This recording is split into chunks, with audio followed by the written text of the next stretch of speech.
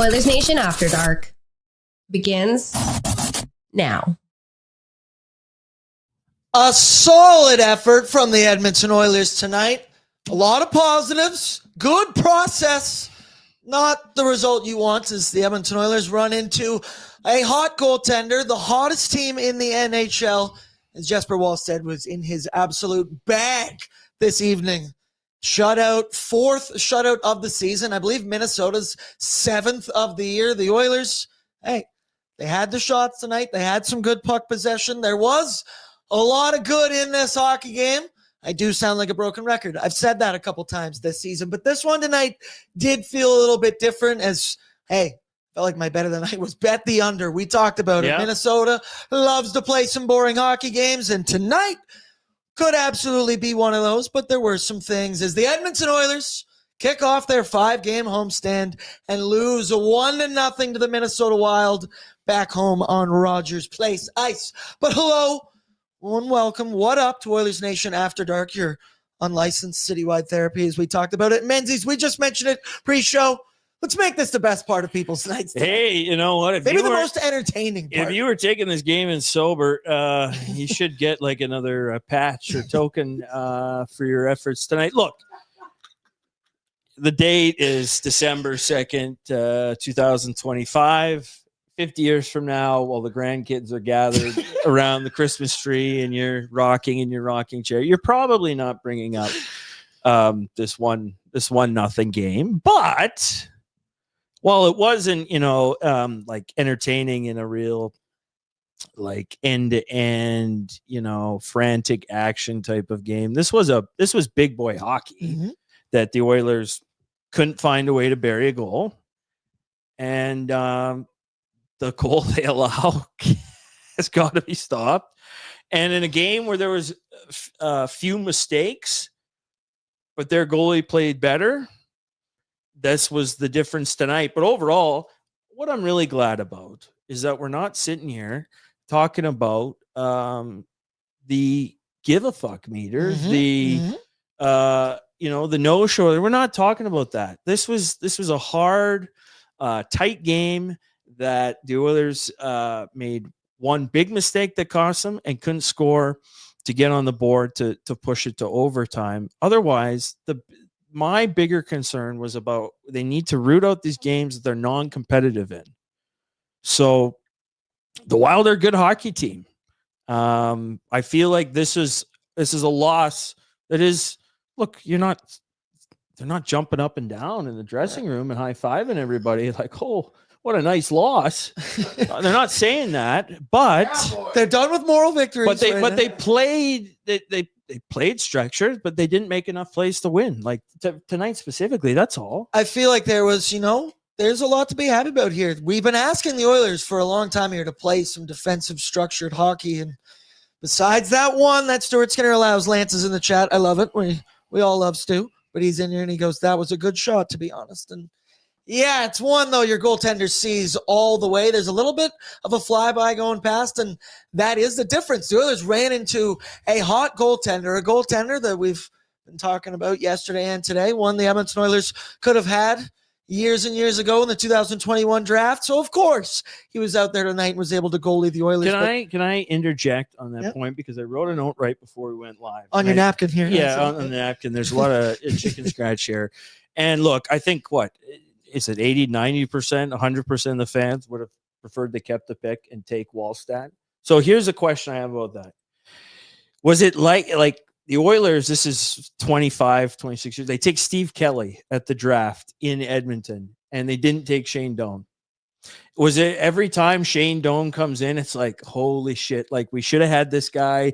We were all pissed at the time. Is this what it's going to feel like? I wonder, because luckily we're not in the Northwest Division and we don't have to play in Minnesota 3 times and host them 3 times. They were like that every time it came in. But that's I'm like putting it with a question mark at the end. I hope it's not like that, brother. I don't want to. That's the first thing I thought of. There was no like social media back then. There will always be people who bring it up. Keeping receipts. Keeping receipts. Right. So, I mean, look. I mean, there's a good possibility that might be the case. I'm only bringing up a different point because I think we all agree would we rather have Jesper Wallstedt or Xavier Borgo? Xavier Borgo. Paulo Roby Jarventia? Yeah, like we all want that. Damn so, like, I mean, we can hash it out here again because we see it in person. But like, yeah, that sucks. Like, what were they? We haven't had a goal, consistently. Rolison was had the multiple month stretch. Salo, as we learned tonight, the Oilers shutout leader. Yeah. But the good goaltending, the prolonged in the 2000s good goaltending. It's not been there. Wallstedt, of course, we all would have wanted. Like, imagine. It's a thought that I don't like to personally think about, and I hope we're not haunted by this. As once again, this was his 15th career NHL start, but so far, so good for the young netminder this season. Before we unpack it all, let's unpack the chat here, though, quickly, and find out what's going on. I'll take this far and wide tonight if I'm dropping Steve Kelly with the first. I like where we're headed, Menzies. I like where we're headed. We had an excellent night down here in Dogpatch once again. It was a little bit of it wasn't the most boring hockey game I've ever watched. Like, there was good opportunities. There was good hockey. It's not I feel like it was more entertaining than your typical 1-0 game, and we had a damn good time. We all each got the 3 featured pizzas. We even had Wanye give us a live tweeting performance for the ages. So that was always good to see. What would you rate your pizza out of 10? Decimal system. Out of 10. I'm so bad I don't food review, but I'll go with let's get Waz on the phone. An 8.7. 8.7. That's pretty good. Shout out Sid. Pretty good. Shout out the chat. Rusty's in with a super chat reminder. All your super chats are in support of the Ben Stelter Foundation, a cause very near, very dear, does incredible work, and a cause that last year, with the help of ONE, this chat, and the pregame chat, we raised over $10,000 for the Ben Stelter Foundation. So I know we're well on our way this season in the playoffs. That's where you guys dig in big. Rusty's in, says $5. Excellent effort from Edmonton. Wallstedt was a brick wall. Play like that and we win way more than we lose. I'm thinking we might be back, boys. LFG. Tammy Myers, $10. Our queen, who she donates every single game, win, lose, or draw, for Ben. She even says it at the end. For Ben always. I'm not even mad. Stu was great. Besides that one, which, I mean, I don't want to sit here. I mean, the man finishes in the hockey game with a .958 save percentage, stops 23 of 24, but it is the storyline, the one that he didn't stop from the blue line, but plenty of time to unpack that. Not Owie. There's really nothing Edmonton could do. Wild are the shutout team, unfortunately. Mackay and Dry. Wild have 7 shutouts this season. This is just amazing defense on top of solid goaltending. Yeah. Felt like the Oilers, once again, we've seen it a bit recently.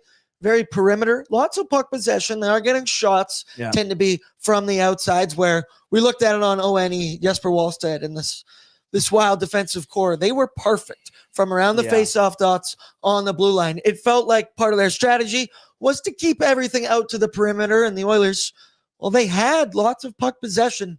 They just couldn't really get much going in the dead middle. They did have some chances, though. Well, yeah, like the Hyman chance in front in the crease. Ekholm rings a crossbar. In the second and third period, I thought the Oilers were the better team. Like 5-on-5, high danger scoring chances, for and against. Again, so 5-on-5. The Oilers outchance the Wild 7-5. The Wild scoring a goal, it's probably not a high danger chance. That happens in hockey. And the Oilers had looks, but really, I think had the puck more often. They obviously got more just of your Garden Variety shots on goal. I liked their compete level. I thought they were right in the mix. And it's not just about who you are, but who the opponent is. And the Wild are, this is a difference between, look, the Wild right now are in their game. Spurgeon brought them in to a team meeting out of October. They'd won 3 of their first 12. Okay. So they were off to a bad start and it just signed Kaprizov. This franchise hasn't won a playoff round in like 7-8 years. What's going on? They're dialed into their game, which is a very like Jacques Lemaire trap Minnesota Wild, tying 14 times in regular season type. They check you hard. The Oilers had some of their scoring chances. Would it be nice when they have the goalie pulled to ever score? That would be nice. I would enjoy that. I think that would be fun. And the regular season doesn't seem to happen a ton. But look, that's hockey. Like they what was the deserved to win-o-meter, which tracks different 63% in favor of the Edmonton Oilers. No, that's probably right. Like 6 out of 10. That feels times. accurate with what my eyes showed me. And look, I'm like I said before, I'm happy that we're not talking about a no-show effort. And yeah, it sucks that we have to talk about that 25 games a year. It doesn't make sense, but here we were, and the Oilers game is not dialed in overall. So for them to beat like a tippy top team that's at the top of their game, that's not an easy task right now. The goal is for it to be later on in the year and have been playing overall some flawed hockey to win or lose down the stretch. And so I would rather talk about a game that they played well in, I thought, and worry about now the actual areas, the strategy or, the tactics, the adjustments they need to make, the minutia of the game, the details, and have that trend in the right direction where it needs to. I'm not excusing loss, but I'm saying a loss happens, and now the Oilers are going to continue to play at home. They're going to continue to practice. So Zach Hyman talked about it after Saturday's win that, hey, good result, but we're playing the kind of style we wanted to play. And now here we go, the building block mentality. And the Oilers, I feel dirty because I've sat here a lot this season and been like, we saw good things from the Edmonton Oilers. And then I've been burned. And then I've said it again. And then I've been burned, which could happen once again on Thursday. But this was a good defensive hockey game against a good hockey team that's kind of running the rest of the NHL right now. So it's a good step in the right direction. Other ones in here, Lance Kane, always positive. Simple cup year. Cup year. Thank you for that. So just give me a cup year. Cup year. Yeah, that's kind of, we'll take that. We'll keep that. We got a Connor McDavid cup year. You heard about this?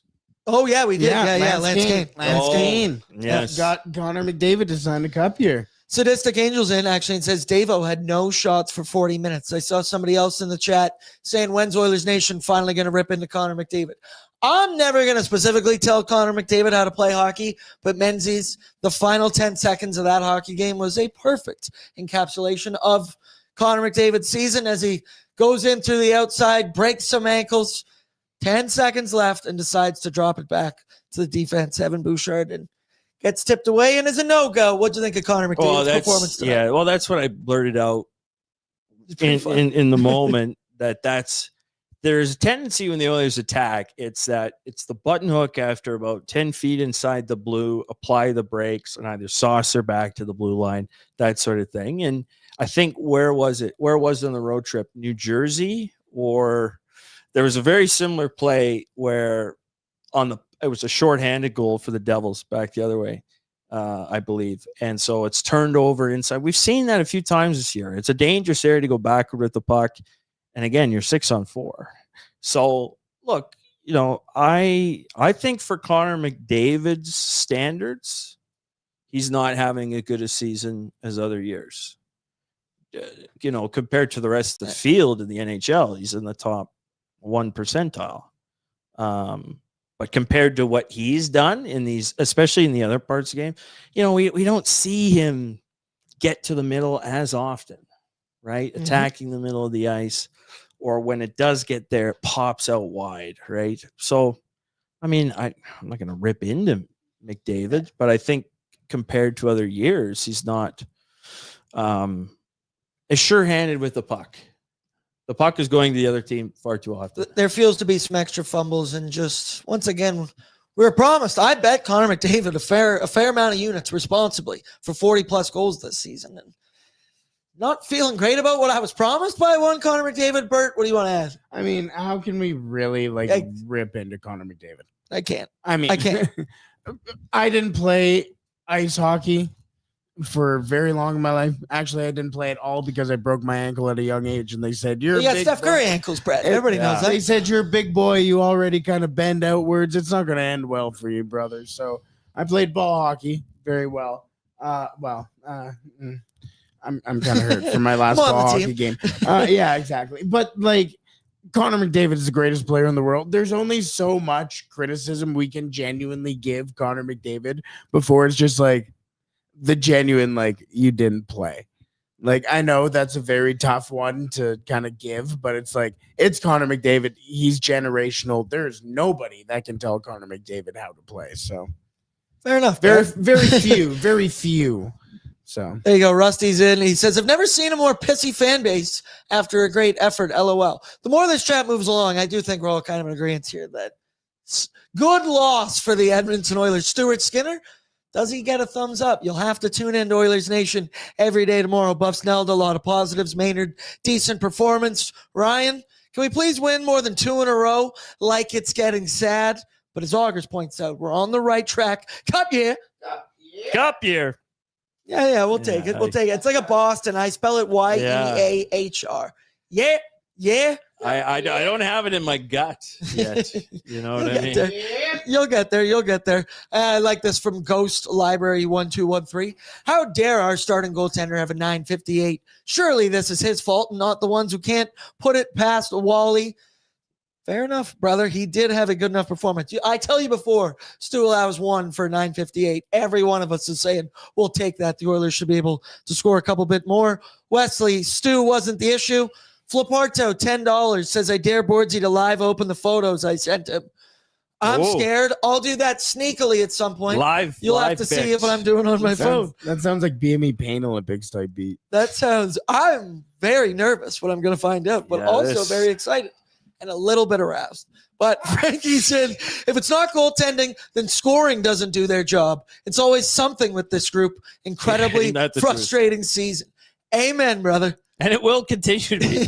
Don't get me wrong. Like, I'm not super down, but it's like, this is, again, I'll just be repeating myself. I feel like this is a simple game to cap. I do. You know, because there's lots of times you win too that you don't play that great. You know, but you don't want to come on and march on and say, well, you know, now you're Mr. Negative, or, you know, and they had wins earlier this season that they played okay. But conversely, when they play a tight game like this, and look, we're going to be fine. This is all things in the right direction. It's pulling in the right Sugarcoat. We're finally playing good guys. We'll be fine. And then Maynard said, Menzies cup years make me uncomfortable. Yeah. I have a very abusive relationship with this team. I don't ever believe in them, and the one time I did was them going 12-2 in the playoffs last year, and I actually got to go to Game 2 of the Stanley Cup Final. Couldn't believe it. Corey Perry scores to tie the game with like 18 seconds left. The thought occurred to me. I was like, "This is a team of destiny." And then as soon as the Marchand goal went in, I knew.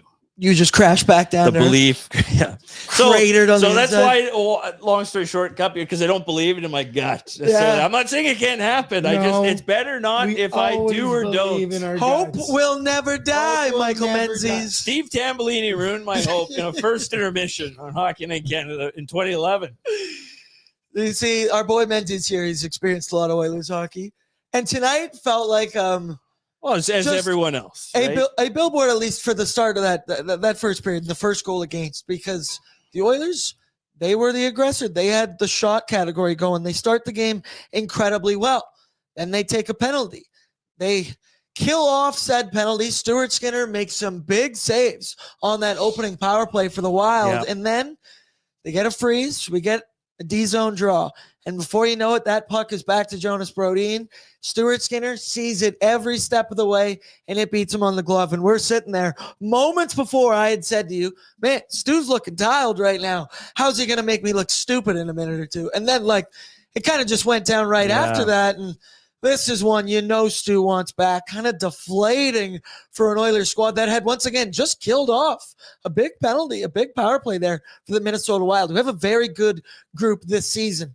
Once again, Stuart Skinner finishes with a 9.58, but when the guy on the other side, who we'll touch on in just a minute, plays that well, Menzies, this is the difference, and that is one that a lot of Oilers fans talk about the inconsistencies with one Stuart Skinner, because there were some big stops earlier, and that one just late sees it, not really sure what happened. I'd like to maybe hear from him post-game if he was given an interview, but what'd you think of this? Is once again, that's the difference in this hockey game, a 1-0 under smashes. Look, I'll summarize it this way. Yes, I want another goaltender. I want a new goaltender. This is not included in the PowerPoint presentation, like this game, about why I would want a new goalie.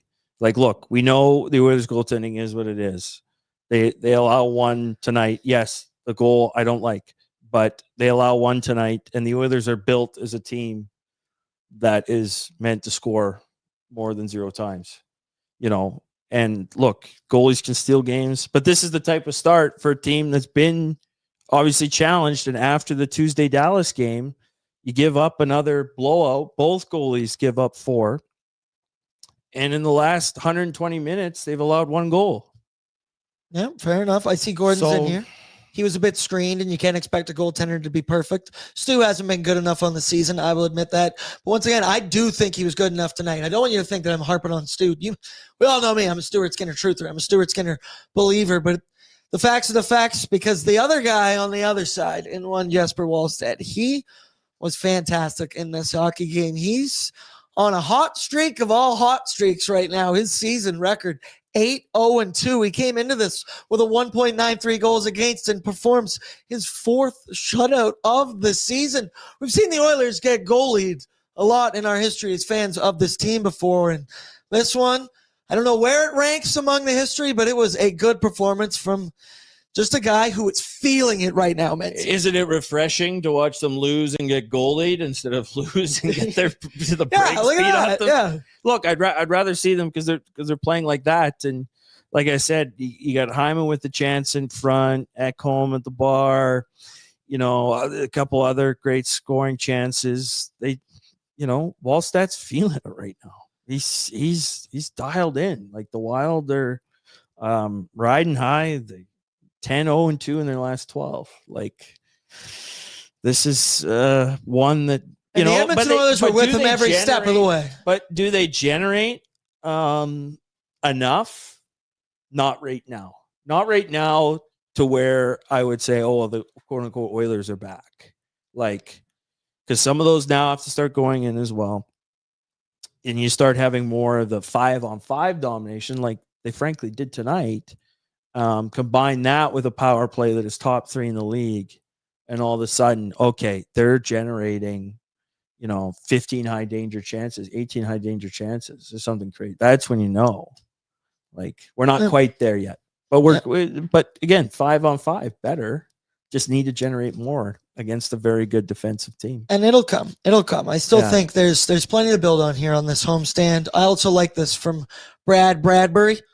Is that actually your name? That's unbelievable. It says good goalies are allowed to lose to better goalies. That's what happened tonight. I think that's fair enough. Now, I'd say let's get into the Greta scoring summary, but we kind of just did it right there. So let me shout out Greta Bar. First off, arcade bar, street food, my favorite spot in the entire city of Edmonton. They've got a fantastic menu going on right now. Brett, we were able to go down there a couple weekends ago, and baby, did we ever tear it up. Ooh. The beer pong game, however, we couldn't get to be a 2-player game. I hope they fixed that by now. I did get them to fix the football game by the time you had left. It's Christmas season. We're also going to be down at Greta for a Christmas party coming up. It's the Nation Citizens Christmas party going down. The festive face-off, baby. There you see it on your screen. Look at this double ad reads together, featuring holiday games with all kinds of prizes up for grabs. It's a free entry going down Saturday, December 13th. That game, you may ask, who are they playing? The Toronto Maple Leafs. So it's going to be a good one down at Greta Bar. Come on down. Let's drink some beers. We'll get Greta to get some eggnog going. Menzies, you an eggnog guy? I love nog. I'm a big. Yeah. I've gotten into it recently over the last 2 years. I used to be grossed out. I'm a huge milk guy. Oh, so I'm the other way. I don't like milk, but give me some nog. Yeah, 'tis the season. Eggnog, once it hits your tongue the right way, it's just like, something about it. Oh, I'm trying to pull up how many 1-0 Wild Oiler games. There have been in the history. Also, just before we move on, have you guys ever heard of Metaxa? It's an alcohol. It's a Greek liquor. We used to have a Greek neighbor who used to put Metaxa in his eggnog. It was unbelievable. Really? It's a Greek amber spirit or brandy. Mm, It is a blend of aged. Metaxa is probably going to sponsor Hockey Night Canada after Ozempic. Experience Metaxa. That's the second. That's the next period. booster. That's the next Exactly. booster there as well. Did you get your Metaxa done? Yeah. I got the Metax. Yeah. Shout out Greta Bar, my favorite spot. Once again, we don't need to really stare over at this one. The scoring summary, not that long. It is a Jonas Brodin goal that ends up being the game winner. Nico Sturm gets an assist on that one. And that was all she wrote, really, in this hockey game. There were some chances. It was definitely a more low-event game than we've seen recently from the Oilers. But that's a good thing, in my opinion, is they've seen some better defensive efforts from here for the Oilers. They've only allowed one goal in the last 120 minutes of play. Baby steps, baby, and we are making our way there. Okay, how about this? Yep. So I was just trying to look up how many 1-0 Wild Oiler games. There's only one other 1-0 Oiler Wild game that I can find. Okay. And it's almost 22 years to the day. Wednesday, December 3rd, 2003. And today's Tuesday, December 2nd. And a 1-0 Wild win. Oilers outshoot the Wild, 34-31. Guess who's had the Wild goal? It's actually not that hard. Pierre-Edouard Bouchard. I already looked. Not What- Bouchard. What year was it? 03. Think of like the best Wild what did I player say? that was on the Wild. Marion 22 Gaborik? Yeah, it's Gaborik. Yeah. Yeah. It wasn't even a fun, like, Who got the assists on it? Zoltov or something. I don't know. There's no stat news. I'm looking for There you go. Oiler legend Jim Dowd with the helper. See, this will make you feel much better about this one. Yeah. Nothing It's goal. okay. And Andre Zuzan find his Oh! name last in the phone book. Yes. ZY. ZY. Yeah. ZY. Andre Zuzan. You know what's crazy? Find his name last. Nick in the Schultz phone. was in that game. I loved Nick Schultz when we acquired Nick Schultz. Zoltek played in this game, but he did not. He only got 14 minutes. You and want he was the Yanmark of this game. He skated around and nothing. you want to know something crazy? These aren't going to be the craziest names you hear on this show tonight. Oh yeah, there's gonna be Oh, some yeah, good pulls. So a little peel back behind the curtain. It might be the Oily. Oh, all right. Well, let's get into it then. The Good, the Bad, and the Oily, brought to you by Oodle Noodle. Download their app today, available on the Google Play Store or the App Store. In which, once you do that, you sign up, make your account. You can take advantage of all kinds of deals. You can also earn loyalty rewards points. Menzies, I've become a 30-year-old male. It may shock you to know that I am older than Michael Menzies, because it shocked me when I found it out earlier. But I'm too in the generation of, like, remember couponing? But, like, I'm not about that life. Yeah. But modern day Extreme couponing on is- TLC. What a watch. shout out. But I'm all about getting the app of every single food place I could ever go to and earning points, creating account. Like, what your McDonald's is, your drive-thrus of everything. You give them that code. Yeah. I'm addicted, and you can do that on Oodle Noodle. Are you an app guy like that, or are you old I am school? so opposed. Yeah? I don't get the Dude, but you get rewards points. I know, You get free food. but I just, when will it end? When will it end? I'll have every I app. hope it never does. And so I just, I'm the schmuck. I'm not getting rewards. Dude, You ever it's seen funny. Black Mirror, Bordsy? Yeah. Wake up. Yeah. Wake up. You know buddy. what? You know what? Sheep. Wake up, buddy. Wake up. All right, let's kick it off with the good. Yeah. You can get those loyalty rewards points when you sign up in Oodle Noodle, by the way. The good is a low-scoring hockey game that now for 2 games in a row, two Skinner. Take two. It's live. The good is a low-scoring hockey game because that means that 2 games in a row, 2 Stuart Skinner starts in a row, that we have seen good team defense. Once again, that Stu save, it's when he wants back. But he gave the Oilers the opportunity to win this hockey game. He finishes with a .958 save percentage. And once again, the Oilers defended better in front of him, which has been 2 games in a row. Once again, I've been burned before saying this so far this season, so I'm hesitant to call this great or anything, but this is a step in the right direction for the Edmonton Oilers. It was a boring game. It had the under written all over it in this hockey game, but we did joke about that. When you expect the Oilers to zig, sometimes they zag. Yeah. So it could have had the sneaky over. Nope, turns out this one wasn't a snooze fest, but Menzies, it was a low-scoring game, and that's good for the Oilers. Yeah. At times you may have felt a little drowsy, though. I mean, but like I said, like a lot of good things. I'm just looking at the ice times. Well, maybe we should leave that for bad. But anyhow, there was a lot of good things. I think I liked Podkolzin tonight. Yeah. He had some good chances, especially early. Podkolzin. Hyman again, that chance. Hopefully that's one that Hyman, February, March, April, May, June, July, August, September. Just keep going. Yeah. October. He just continues to get better. And Barry, Booch saved a goal. Good fit. Like the Wild aren't a great face-off team. I thought the Oilers were pretty good. The good 30-plus shots. Once again, they won the shot category. The goods that deserve to win a meter, 63% in favor for the Edmonton Oilers. Take that. Moral victories. And, at first that was kind of even. I thought they're, decidedly better in the second. Usually the second periods have been their trouble. That's their snooze fest. That's their snooze fest. I mean, other than those few where they get behind the 8 ball early, the second period is kind of when their game goes a little asleep. And I did think the team sagged after the 1-0 goal, the only goal, the Brodin one. I thought there was kind of a sag, but when they went to intermission and came out in the second period, I thought they bounced back, but not enough, obviously, to score. Second period, right? Looking here, scoring chance 12-4 for the Oilers, 3-0 high danger. So they did take it to them in the second period. Just could not beat a hot goaltender in one Jesper Wallstedt. With good comes bad, and we went with the lack of offense in this hockey game, and that the Oilers, once again, the way this team is built, there's no way you can put that hockey game on Stuart Skinner. Yeah, he allows one that he wants back, but he does more than enough for this squad.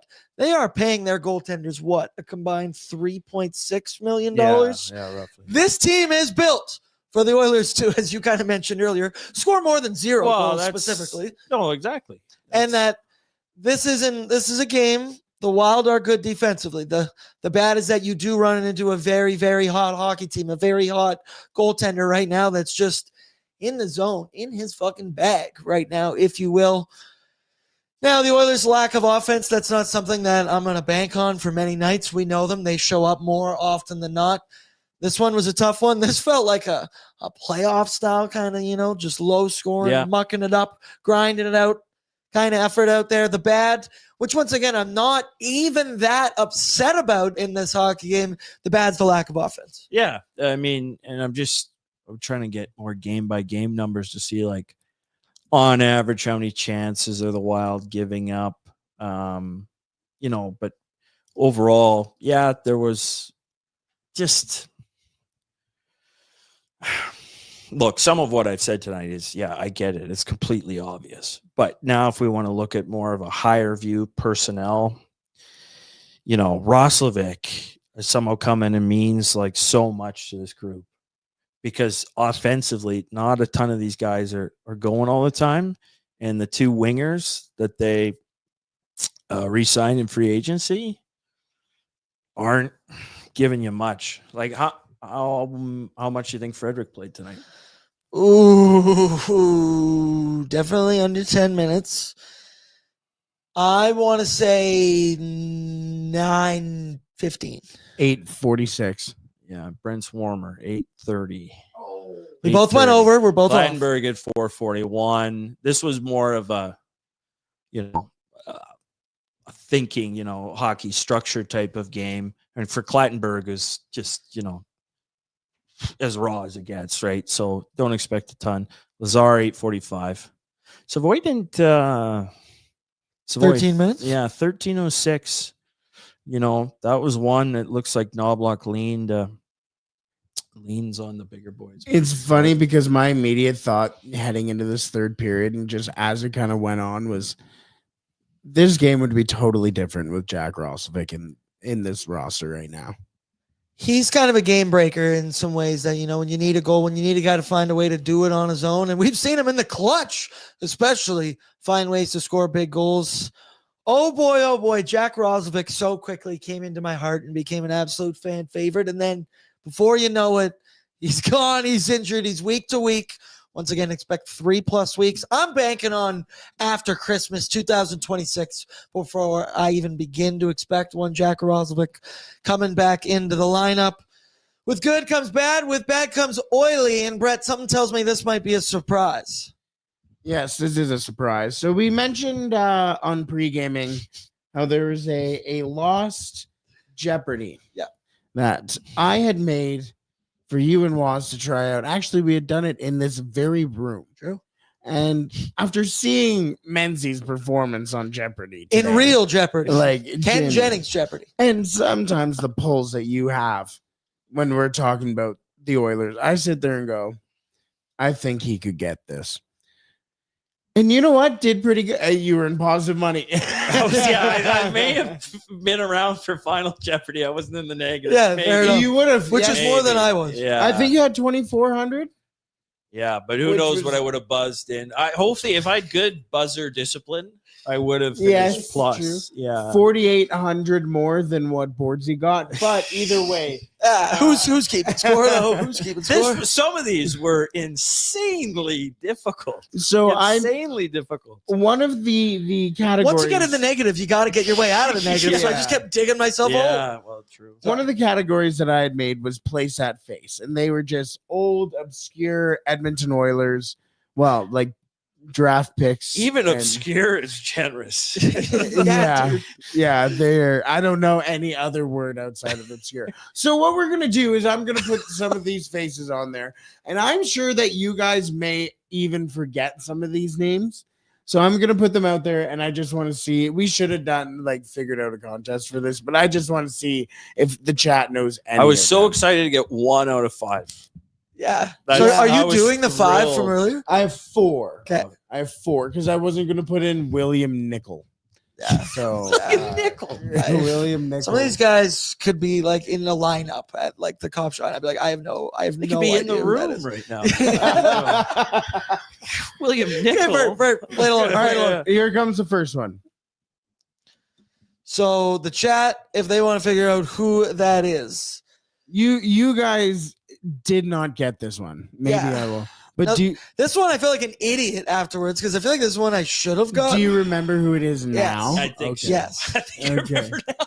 That'd be a real shame. You'd have Yeah. a real forgettable face. There is not. No, someone guessed Dmitry Samarukov. No, No. but kind of close. But you keep You're on the right refining track. that. You're It's on in right the track. dropper Refining vein that. right there. Yeah, keep refining oh that. my god, this was what? This was the 100 question. Yeah, this was the easy one. Yeah. This was the easiest. This was the 100 question. Yeah. Oh, there we go. Not why is the goat? Nemo. Well done. Marcus Niemelainen. Marcus Well Niemelainen. done. Well, Well done. done. Well done. This is all for pride, by the yeah. way. Yes. Attaboy. Attaboy. All right. The next one. This one, I can't believe you guys did not get. I was upset. Yeah. This was one I was. This, the This only one, I one, was upset about. like, so I was looking at this and I was like, oh, that's a North American. That's a North American type guy. I thought. Yeah. So there's your Looked like hint it- to some people. He looked like a good old, like, what are those? Farm boys. Yeah. He's You know, farm strong. That guy's from Lavoie. Someone there? A couple people say Tyler Pitlick. No. Someone said it looks like Sidney No, Crosby. No. he's Tyler Buns. Okay. Yeah. kind of looks like Crosby said somebody. In the This is same, tough for the podcast order. listeners because they can't see the face. Yes. maybe Google along a afterwards. tinge more notoriety than Tyler Buns. Maybe a tinge. Definitely more. Yeah. because of his name. A cult Yeah. hero. Because Yes. of his name. And Everybody potential- loved him. Potentially somebody that you could get a piece of their stuff at the Oilers store at this very moment. I'll give you a hint. He's from Russia. Yeah. He's not a North American, as No. I had said before. And could be confused with another former Oiler. Name wise. And Maybe we'll have to come back. He won't be at the Olympics for a variety of reasons. All right, we'll come back. We'll come back to this one. Next one.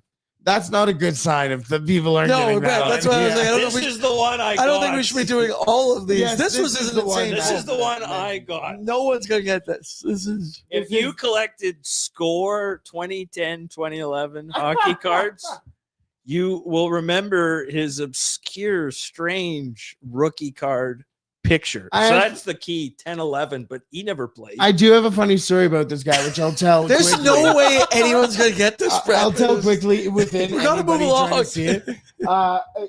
He's in the same like rookie class as Taylor Hall, and when they were doing their like rookie camp, when Taylor Hall, Jordan Eberle, Magnus Pay-RV was there, you know when they used to sign autographs, they came out, signed autographs, and the bus had left without all of the guys. So this guy, Taylor Hall, Jordan Eberle, were all stranded at this rink. And this guy was standing outside. I was like, Dad, let's give him a ride. Because I had liked this guy.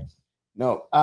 Brian Pitton, everybody. Brian Pitton. Yeah, so wait. What are we doing You here? didn't What are we give doing Brian Pitton has made it said this game sucks. This No is one's gonna get this in the crazy. modern day. I After can't believe that's it for the good, bad, and ugly. That's Share who this nuts. is. Share who What was a that. dud. I got Pitton, and Yeah, that's like a career achievement. for me. Menzies is an encyclopedia of knowledge. Don't It's- bump my tires too hard here because That's people are true. gonna. I So they're can't gonna start believe this. expecting a little much. Yeah, exactly. Yeah, you're right. You're right. You're right. I wanna hand up- That guy's a dickhead. I want to hand up apologize for that because I genuinely thought that people would get much more. Also, the one that we skipped, Bogdan Yakimov. Yeah. Bogdan Yakimov. That was Bogdan Yakimov. Yakimov. Also, I like on Percy. The bad, this game. Yeah. Jeans, that game. You know what? There we go. The jeans. But that'll do it for the good, the bad, and the oily. Brought to you by Oodle Noodle. Want to give a quick shout out. I mean, it's a tough one for hot performers, but hot performers are brought to you by Swiss Donair. It's home of the old school Donair with options. If you want some flair, open for 25 years and now open 7 days a week. The pride of the North Side. Swiss Donair is great for your events at home or office. You can check out their location at 8308 144 Ave Northwest or order online at swissdonair.com. Who's your hottest performer of the evening tonight? Chat, play along. You know the game. It's obviously tough if you're trying to just go off the stat sheet, but if I'm going to go off vibe hot performer tonight, like vibiest hot performer. Yeah. The vibiest. That's the fucking toughest question I've ever. Like the The easiest vibe. cop out is one Stuart Skinner because he kept the Oilers in this. Clattenburg gave me vibes for a whopping 4 minutes and 41 seconds, but early on in that hockey game, he got into a nice scrum, setting the tone for the Oilers. But I think my hot performer is going to be Zach Hyman in this hockey game. I think that's what I'm going with. Played 20 minutes, 49 seconds, had 4 shots, had 2 hits. He's not up to his NHL playoff level of hitting anymore. And once again, I expect that throughout this. But I think it's either Stu or your pick of maybe a couple other guys. I don't know, Menzie. What about you? Who do you think was the hottest performer or the vibiest? I'll let you pick. Yeah, both. I don't even know what vibiest would necessarily mean. Well, Hyman was in on a couple of those chances. It was a better Mangiapane game. It was a better, he does that. There's now a one time a game with the puck that it's just absolute.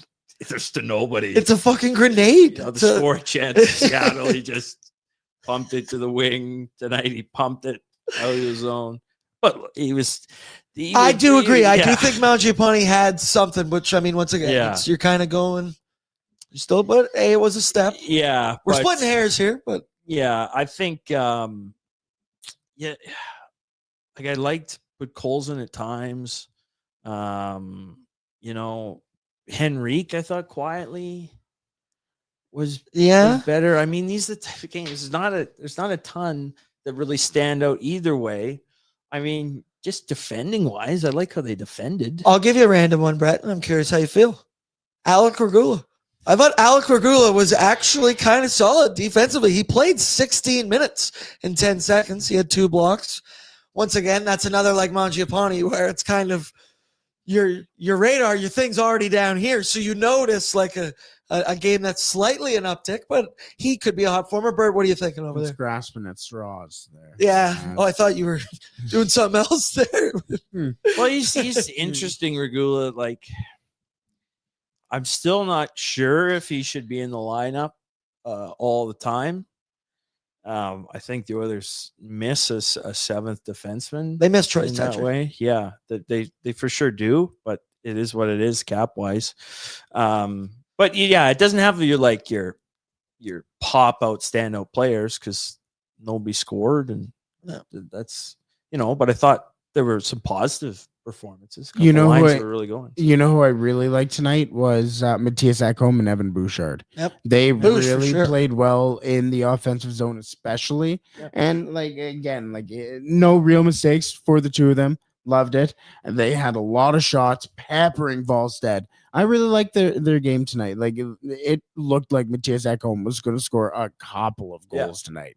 Like he was all over the place. Man, when he lets that howitzer go, I mean, it's not a He gets booch behind bomb, it. but man, it is, it's coming in hot and heavy, right? Maynard, that's a good point. He says, weird. It was a good performance, but no one played good. LOL. Well, but there's not, nobody played great. Like it wasn't any, there was just a bunch of solid. Yeah, when you're talking about like your game stars or whatever, that implies that there were these ton of highlight moments. And you know what? To be in a game state where you're fairly even controlling it, but not a ton of high dangers happening, there's not going to be that many. It's like Pluribus. We're all one. We all played good. Hell yeah, brother. Cool. That one. I'm happy I'm the one that watched that one, but that went over the cuckoo's nest. Yeah, it was, That was. was Why don't you not, mute yourself over there, buddy? We're getting into the Former jeans. So you can Vince win that. Gilligan made that. Everybody. Percy's in says Manji did look much better tonight. Final buzzer said Manji looked better because he's broken in his jeans now. yeah. That's the award we give out. I don't know if you've heard, for the guy who looked like he was playing with a set of denim jeans underneath his equipment all night. Yeah, That's going to come up in a minute, so give me a second to think about your options in here.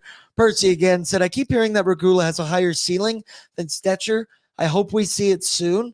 I think his ceiling is just that typical stay-at-home defenseman, your six kind of D guy, but I don't think he's ever going to totally impress you with his style of play, but it's one of those, if you don't notice him, that's a good performance. And 16 minutes, I feel like is more than usual for him. Dana also said, if I saw today's Mangiapane all the time, I'd be much happier about him. Yeah, for sure. That's fair enough. Yeah. That's fair enough. And then Ryan, Robert Clark, he got a standing ovation. Yeah. Absolutely. Yeah. Shout out to the Rogers Place faithful as well. Well wishes, thoughts, prayers, everything, of course, going out to Robert Clark. And then that leads us to the jeans. The jeans are brought to you by Wilhock Beef Jerky, because only the finest tasting meat products earn that Wilhock name, made from 100% Alberta beef. Their jerky is aged, seasoned, smoked, and marinated to savory perfection. They gladly fill orders of any size. You can find their jerky, sausage, and other products exclusively out of their Leduc location. And for more information, head on over to WilhockBeefJerky.com. So the jeans, chat, play along. I don't know what we're thinking. I saw some people. They're saying Carter Hart. How's he doing over in his hockey game tonight? Let me check on that one. Last time I checked, they're down 3-2. Hell yeah. Hell yeah. Still down? Trying to get there.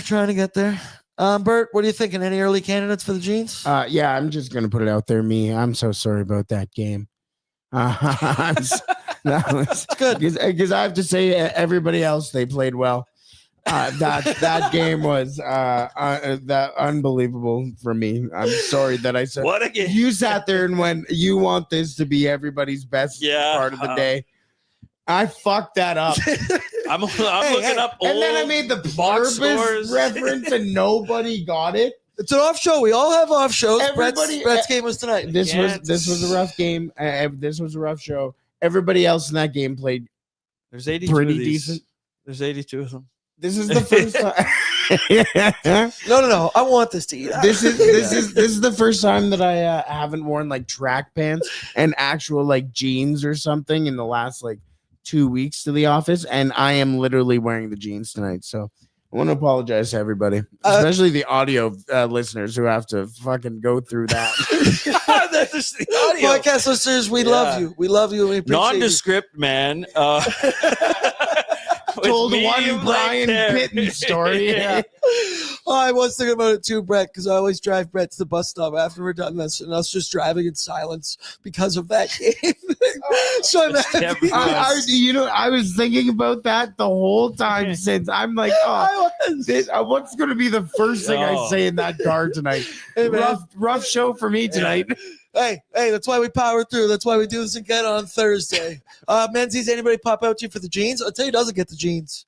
Dog patch, because that pizza was very absolutely good. incredible. Great feature. And I still got a couple leftover pieces, but I don't know anything jeans worthy for the Edmonton Oilers. Anything in that game? I don't know. Like It's I tough. don't get on very often.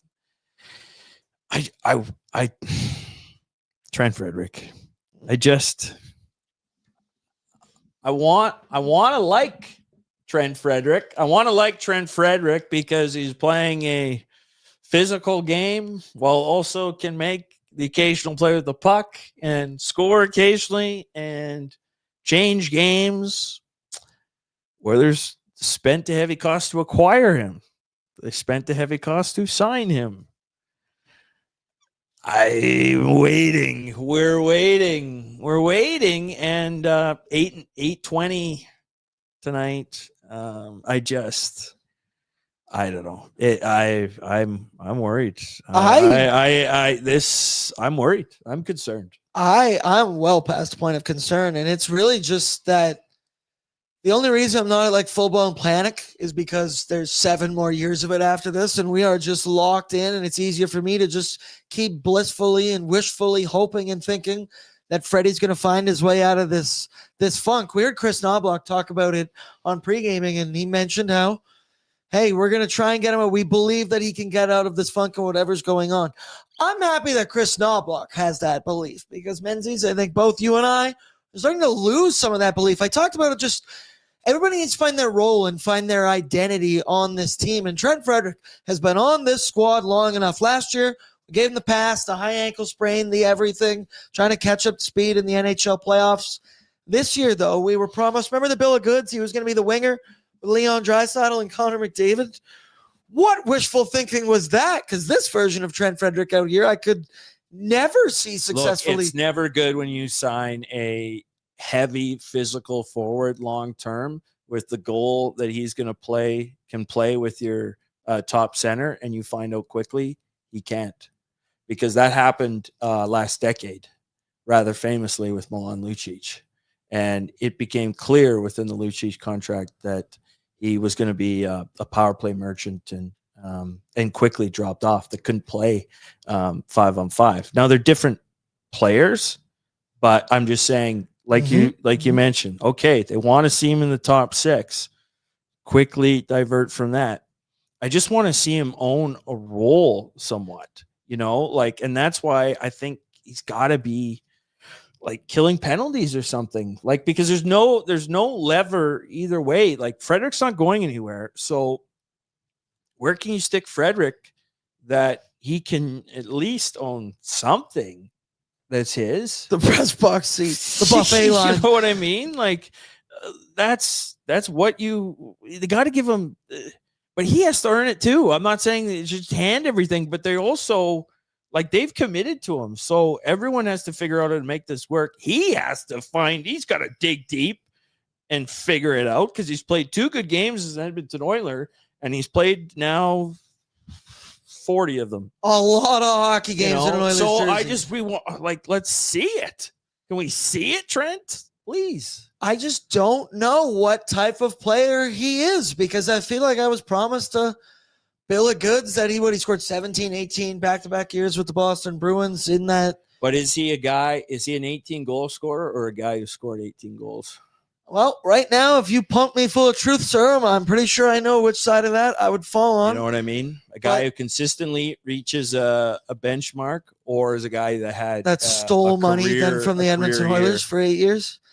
There's plenty of time for him to make it out of this contract and this to all end up being a success. It's not the craziest cap hit possible, especially as the 8 years progress down the line, but we'd be lying if we told you that this is going the way that the Oilers and their front office and their coaching staff thought this was going to go. And then the place that I always go to, and this is a bigger picture thing, this is nothing you can do about it now, but I do not and never did understand the 8 years to a guy that didn't prove anything last year. If anything, proved that he wasn't the player that we were promised. And once again, there was the ankle sprain and all the things going on, but this has been a bad thumbs down signing thus far for the Edmonton Oilers. Bad trade.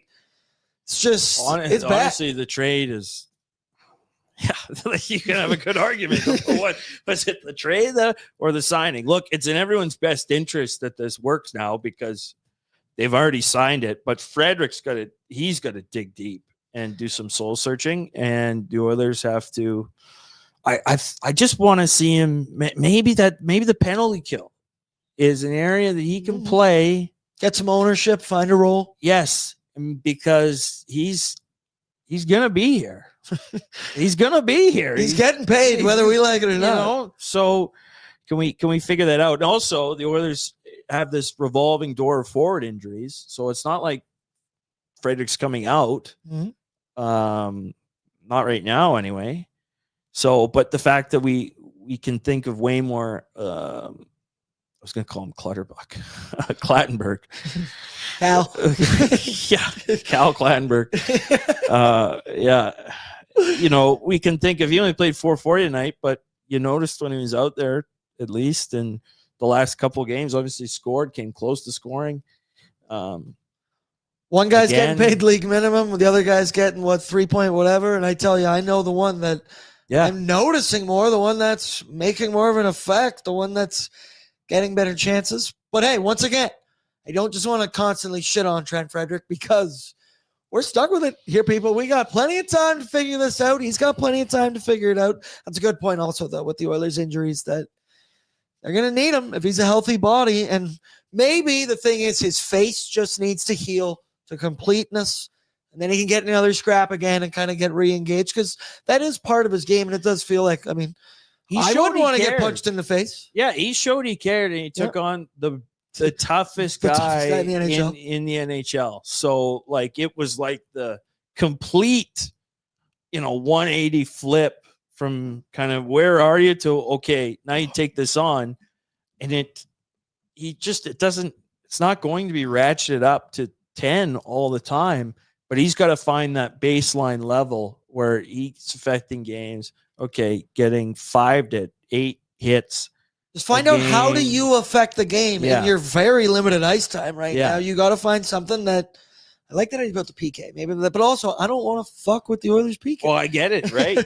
Right. That's not something I'm gonna do to try and pick up some guy. He's got to figure it out on his own, and let's keep on praying. Austin says Jeff Skinner 2.0. Ryan says Claddy's done more than Frederic. Maynard said, it's bad so far. So I think he's trying to put the positive spin on there. Jay, the negative spin. I would rather have Lucic right now. Yeah, well, another team in the NHL doesn't want Milan Lucic anymore. We'll like him in a few years as his cap percentage decreases.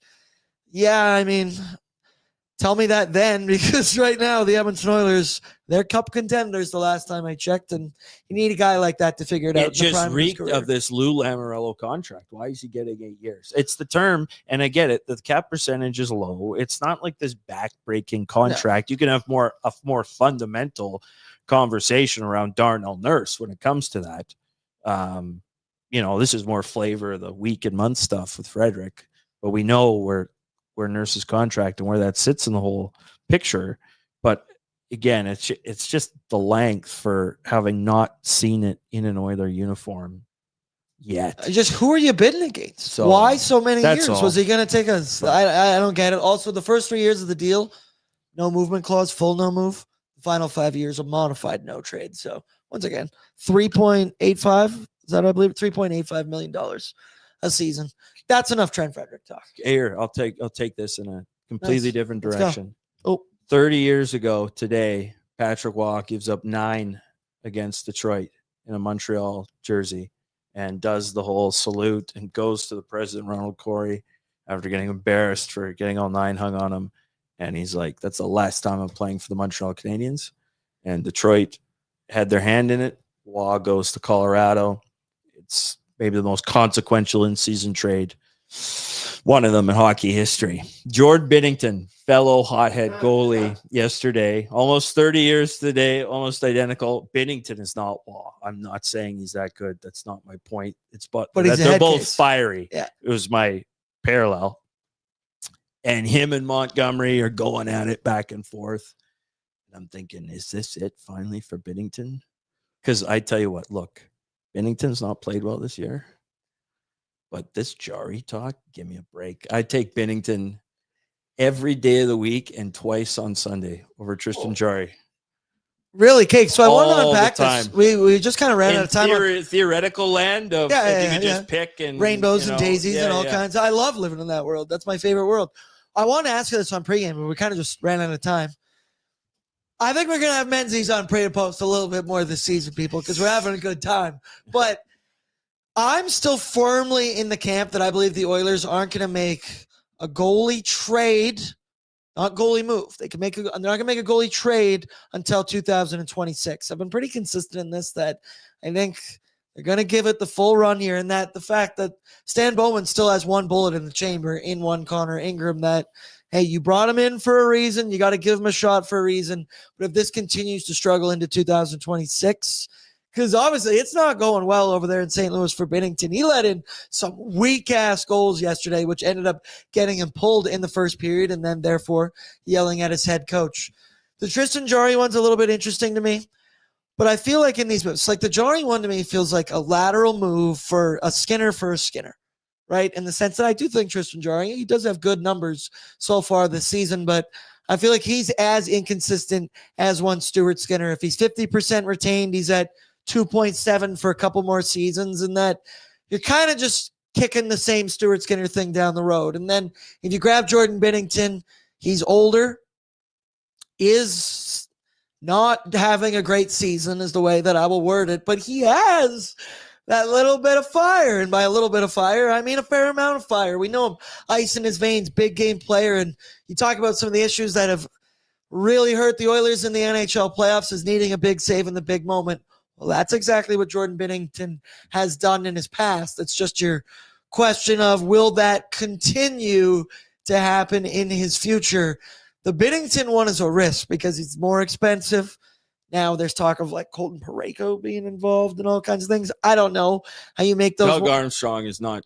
I know, right? I mean, he's not even going to trade Binnington probably. Exactly. Because he does this. To me, I think, and this, I'm a Stu guy, but it's not even because of Stu. I just think that if Stu will either figure it out this year or he won't, and you will just get out of this goaltending situation, everybody washes their hands of it. We go our separate ways, and we move along, and we then acquire UC Saros because that's the dream pipeline that we've all been discussing.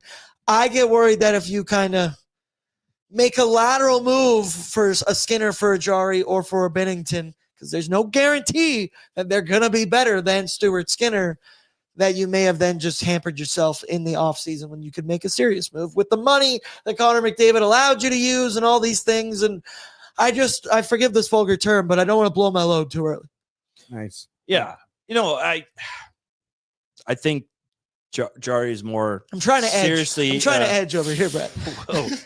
I think Jarry is more actually attainable than Binnington. What I just like about Binnington is one more year after this year, he is slightly more expensive. And I would take a bet that if he was actually playing for a team that had Stanley Cup aspirations, that I've seen it before, and I'm willing to bet that'll happen again, whether Tristan Jarry, who also has injury concerns, like just of the two, that's why I would pick Binnington. You're not going to be able to acquire someone right now who has a wicked, like Detroit's goalies are not going anywhere. Yeah. As long as they're in the mix, there's no way Eisenman will get crucified. The Red Wings have to make the playoffs this year. They're not moving one of their goalies. Pittsburgh might, Here's where I sit. Well, not really. I just kind of hashed it up and hold on. All right, we're living in fairy. We're living in fairy world, though, right? Daisies and roses. Okay. Because again, I want to preface. I much prefer UC Saros. I would love to defer a move potentially to the offseason, but if time and play does not permit you to do so, you might have to make a move. So let's live in fairy world. the Olympics are coming up. Doug Armstrong's involved with it. Jordan Binnington hasn't been playing great so far this year. There's no real reason outside of kind of professional nepotism to bring him to the Olympics this year. So Doug Armstrong does a logical thing and doesn't bring Jordan Binnington to the Olympics. Kind of awkward when everybody gets back from Italy and Jordan Binnington's going, Dougie, fuck, brother. Remember that whole Four Nations thing? We kind of won gold. I was kind of the goalie there. And creates tension a la Martin St. Louis from the Tampa Bay Lightning. He has to get traded. It's not too fun. There's a landing spot in Edmonton. So we wait till after the Olympics. Wait until after the Olympics. Hey, I can get down with that. And again, we're living in fairyland. I get that. I like. There's a comment here. I don't think Doug Armstrong likes Stan Bowman. No, it doesn't appear so. I mean, he absolutely. What makes you think that? He gashed the Oilers. What do you He mean? overrates his players, like trade value wise. This is like the third or fourth time in 6-7 years that they everyone's available and then no one's gonna get dealt. Really, I mean, Armstrong has also been somewhat overrated lately. Yeah. Like he's doubled down on Cam Fowler re-signing there. They don't have a ton of mobility. They're probably going to have to give Broberg and Holloway a lot of money. And the Blues seem to have fundamental problems too. So, but no, like Armstrong, I don't think an Armstrong Bowman trade is going to happen. No, Maynard's in says Pittsburgh will retain, Armstrong will not. Then also said Jari is a 1B, keep Stu. That's a situation that I could maybe. And then Dave, Jari is Skinner 2.0. Why trade when I am sure they can get Stu cheaper? Who knows? That's why we're not general managers of the Edmonton Oilers. My one question to you, that's why we have to see Connor Ingram. We have to we see have to. Ingram We play. have it. We already made this move for a reason. It is a bullet in the chamber that you can't take that bullet home with you at some point, so you might as well. And Are they I think we're just waiting on Pickard to January? fuck it up. Well, are they waiting on January in the long home stand, like the 8-game home stand for Ingram? Is there anything to the reports that Pickard was on his way and that was going to be his last game? They want to keep Oilers all Pickard for stepped Christmas. in? I've heard that one, which that's crazy if that's actually the reason. But but we need to see Ingram. Again, this isn't reflecting on last night, but we don't have much to talk about, or from last night, about tonight. It's been a long day. But again, Skinner played pretty well. But the long term, this is going to be kicked around. This has how been many going on times all still? season, all the way up to the trade deadline. My one question to you about Binnington: what happens on the first Evan Bouchard complete fumble fuck in his own end that just ends up puck back in the net against Jordan Binnington? I always wonder how he would respond to one of those Darnell mishaps, one of those turnovers, or a patented Evan Bouchard one, just the death glare that Binnington would give, the sass in the post-game interview. I don't know if that'd be good for the Oilers. Yeah, well, you know what? Maybe they should. You know what? Like, Evan Bouchard is a great and talented defenseman. He's a great and talented defenseman. But he then just has these one or two plays that make you go, ooh, at times. He's a net positive for the Oilers. But has these moments. And there are these times. But you know what? I wouldn't mind an element of fire. Binnington wants to win. He's competitive. That's the takeaway I have, obviously. And he's a bit of a psycho. And you know what? We're talking about dimension to the hockey team. You don't often get it from your goalie. But if the goalie is the one that is pulling you into the fight with how he communicates, how he's in the fire, because they can't get it from the forwards, then all right. Could it be the proper kick in the ass that the Edmonton Oilers need? Some anger, some fire from all the way behind them there in their own end. It is an interesting thought process. Golden Knights win. Yeah. Oh, yeah. All right. Let's check in on Bordzy's Bankroll, brought to you by Bet365. Download the app today because whatever the moment, it's never ordinary. At Bet365, 19 plus. Please play responsibly. Only do so if you're betting what you're willing to lose. I was like, what's the line I always say, Brett? There it is. Not a good one for the boards, man. The one that you would have had your doubts on the most is the one that actually cashed in this hockey game. Yeah. Stu does hit his over 22.5 saves at plus 100. But it's pretty tough to get Connor and Leon 2+ points when the Edmonton Oilers get shut out in this very hockey game. So the Bordzy bankroll, it goes 3 for 3 on Saturday. Brett, you come back, and I'm immediately getting my teeth kicked back in again.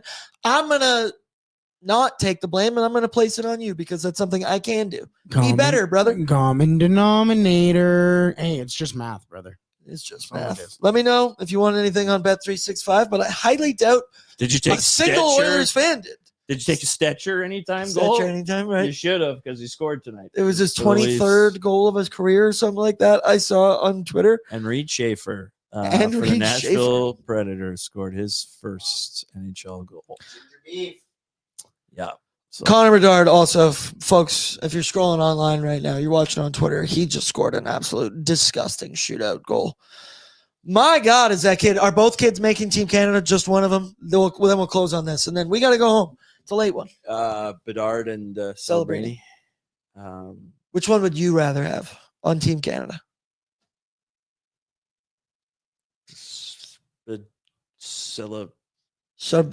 Bedard. I would have said Celebrini before. Bedard. I think I was I gonna think say, I'm slightly in the Bedard he's camp. turning me. He's turning me. Slightly, but Celebrini checks well. I think if you Depends on. I the don't role. think you're going to get super hurt either way, but Celebrini he's got dimension. Celebrini. That's true. Celebrini, I think, would have been my answer like more the beginning of this season, definitely before the season Smaller sheet. because yeah, that's crazy, man. 3 or 4 That's feet crazy. off. I would have picked the Celebrini because of his overall game, but Connor Bedard kind of looks like a man possessed right now who's just on a chase to score goals, and that again, sometimes you don't have to overthink hockey. You need guys who can put the puck in the back of the net. Are we seeing Connor Bedard was born to do that. Are we seeing Tomaszek? What country is he from? What country is he from? Czechia. Yeah. Also, Yeah, so maybe. I don't know who else would be on team. Let's check it out. We'll have a German. I think Czech. Bedard also steps up to with a maple leaf on his chest. He has always been very good for Team Canada. Sure. So I could see him kind of getting a little The push too. juniors. I mean, Yeah. it's just the weirdness in that he didn't go to the Worlds, and Celebrini and Crosby were like. Crosby became Best Celebrini's friends. like adopted dad, and it's like, holy smokes, they're just everywhere together, and kind of left Bedard on the outside. I wonder about like the Wyatt Johnson, Mitch Marner, Mark Stone tier. Shifley, I think, has probably played his way out of it. Yeah, he would have been last year. He was a guy that I wanted on the team, but I don't know. Where do you fall in the Tom Wilson category? Braden Point sure doesn't know how to score goals anymore. sure got helped along with the automatic. I don't think Wilson's gonna hurt you. I No. really don't. Like, Now I'm thinking smaller ice. yeah, smaller. Like, what does that mean? My whole know. world is flipped upside down. Yeah, Fresh Prince of Bel-Air. That's it's all how those guys, and there's certain guys, and it's like Mark Stone. My God, what are we doing here? He's gonna be in the final. I don't cuts want if him he on the doesn't- team. Last If year, he in the doesn't Four make it, if Nations, he's he was- healthy, like, if he's healthy. well, we never know. We never know. We never know. So it's a big if, but I wouldn't be stunned if we saw him. I on the checked an roster. article from October 30th, 2025 for the projected Team Czechia roster. Give it to me. He's on it. Yeah. They said David Tommy Smokes. That was a nickname we gave him this year, Tommy Smokes. So it's with Pasternak on the top line. yeah, of course, man. Of course, brother. Yeah. Marty Natchez as well. All right, that'll do it for us. Oilers Nation. Capo after dark. Caco, does he make Finland? If you had to pick. No. No, I don't think so. 1 point in 8 games. Doesn't grab you. Doesn't do it for you. Puljujärvi. Yes, does do it for me. He does it for me in all the right ways. All right, I'm done. I missed the buys and kick. Menzies, I love you Was so good. much. That was This a was great fun. first pre and post game. We got the crew together. Me, Brett, Menzies. I'm sure we're gonna do this a couple Be fun. more times this season. It was a good one. I appreciate every one of you in the chat. Make sure you throw down your courtesy like on the way out. Make sure you subscribe to the ON YouTube channel. And then wait, did we plug the Nation Vacation? No, we didn't. Let's finally plug the Nation Vacation. Coming up March 24th to March 27th, 2026. Buy your tickets, buy your spots now. nationgear.ca. We got flight options, non-flight options if you want to handle your flights with points or however you want to do it. But hey, get on that website, find out how many spots are still left because they are flying off the shelves. And then before you know it, I also looked it up. Projected temperature in March in Vegas is 22 degrees Celsius. Did you consult the almanac? You got the almanac as a stocking stuff? Oh, I got sources, Menzies. Oh, I got sources. You and I are going to be there this year. Again. You're going to be there? I just spoke with Kennedy, so. Woo! Booyah, as my pal Booyah. would say. Sorry, if that's not enough motivation right there, me, Brett, Tyler, Waz, Kennedy, Cup here. They want a cup here from me, so I had to do it. Thank you. Thank you. Yeah. Menzies, I love you. Chat, I love you. Brett, I love you. All right, everybody, sleep tight. Peace Have a and good love. one. That was as good a 1-0 loss as you can really have. And the second 1-0 loss since Wednesday, December 3rd, 2003. You're going to pull that out on O&E tomorrow and look like the smartest guy. Man, how does this guy, who's his sources? Menzies, that too.